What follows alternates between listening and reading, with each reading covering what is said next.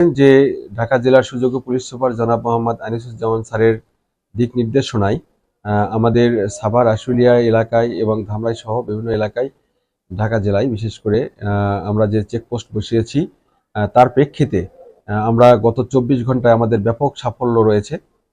এর মধ্য থেকে আমরা 3 জন ছিনতাইকারীকে গ্রেপ্তার করতে সক্ষম হয়েছি এবং তাদের কাছ থেকে 2টি গিয়ার চাকু আছে, যার একটা 10 ইঞ্চি এবং একটি 8 ইঞ্চি।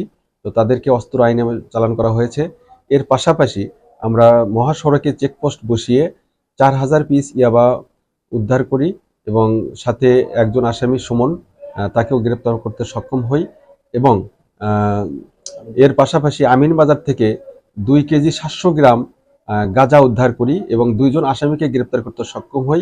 এর পাশাপাশি আরও 2 জনকে অল্প পরিমাণ মাদকসহ গ্রেপ্তার করতে সক্ষম হই। সুতরাং গত 24 ঘন্টায় আমাদের যে সাফল্য রয়েছে, আগামীতে এরকম যারা অপরাধ করার